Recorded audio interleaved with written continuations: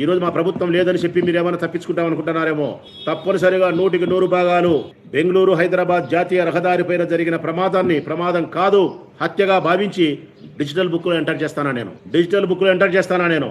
ఇక ప్రొద్దుటూరులో కూడా ఎప్పుడైనా సరే, ఆడైనా సరే, ఏ బస్సు అయినా సరే అనుమతి లేకుండా రోడ్డు మీదకి వస్తే, ఏ ప్రమాదం ఏం జరిగితే హత్యగా భావించి డిజిటల్ బుక్లో ఎంటర్ చేపిస్తా. రేపొద్దున జగన్మోహన్ రెడ్డి గారి ప్రభుత్వం ఏర్పడిన తర్వాత వీటిని హత్యలుగానే భావించి మీ మీద కేసులు ఫైల్ చేయాల్సి వస్తుంది. మనుషుల ప్రాణాలతో మీరు చెలగాటమాడతారా మీరు తెలుగుదేశం ప్రభుత్వం? అసలు మనుషుల ప్రాణాలంటే మీకు లెక్కే లేదా? మీకు ఎంత బాధ కలుగుతుందయ్యా. వాళ్ళు బస్సులో ప్రయాణం చేస్తా నిద్రపోతున్నారు, నిద్రపోయేవాడు నిద్రపోయినట్టే ఆ కాలే మంటలలో 15 నిమిషాలు 20 నిమిషాలు పూర్తయిపోయినారు. ఈ రాష్ట్రంలో ఏ ప్రజలైనా ఒక్కసారి ఆ బస్సులో మన కుటుంబ సభ్యుడు ఉంటే అనే తలంపు గన ఆలోచన వస్తే ఒళ్ళు గగురుపాటు కలుగుతాది. ఈ రాష్ట్రంలో ఏ తల్లిదండ్రులైనా ఆలోచించుకోమను.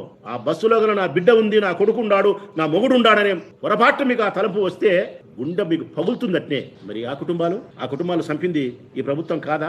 ఈ మద్యం కాదా? ఈ బెల్ట్ షాపుల మద్యం తాగడం కాదా? ఈ రవాణా శాఖకు సంబంధించిన అధికారుల యొక్క నిర్లక్ష్యం కాదా? వీటన్నిటికీ చంద్రబాబు నాయుడు సమాధానం చెప్పడా? మీ భార్యలు బాగుండాలా, మీ కొడుకులు బాగుండాలా, మీ కోడలు బాగుండాలా, మీకు స్పెషల్ ఫ్లైట్లు ఉండాలా, స్పెషల్ హెలికాప్టర్లు ఉండాలా, మీరు ఎక్కేదానికి 36 మంది వచ్చి దానికి చెక్ చేయాలా, మీరు దిగేదానికి 136 మంది అక్కడ సెక్యూరిటీ ఉండాలా, సేఫ్ గా మీరు ఇళ్ళకు పోవాలా. మంత్రులు, ముఖ్యమంత్రులు, డిప్యూటీ సీఎంలు, ప్రజలు మాత్రం ఖాళీ బూడిద కావాలా బస్సులలో. లేదంటే తాగి లివర్ పాడైపోయి దవాఖానలో సావాల వాడు. అది లేదంటే శ్రమ చేసిన డబ్బును మీ ముండ మోపించి అప్పులు చేసుకొని అప్పులతో అల్లాడిపోవాల వాడు. కనికరం లేని దుర్మార్గమైన ప్రభుత్వం ఈ ప్రభుత్వం. దున్నపోతు మీద వాన గురిసినట్టుంది. మేము ఎన్నిసార్లు చెప్పిన వినడంలే. మద్యం పాలసీ సక్రమంగా లేదు ఈ రాష్ట్రంలో. విపరీతమైన బెల్ట్ షాపుల వల్ల, నకిలీ మద్యం వలన, ఎక్కడ పడితే అక్కడ బ్రాందీ షాపులలో రోడ్లలో తాగడం వలన మనుషుల ప్రాణాలు పోతున్నాయి. మనుషుల ప్రాణాలకు విలువయండి. అన్నిటికంటే విలువైంది మనిషి ప్రాణం అని చెప్పి మేము మొత్తుకొని చెప్తే కూడా దున్నపోతు మీద వానం అన్నట్టుంటే ప్రభుత్వానికి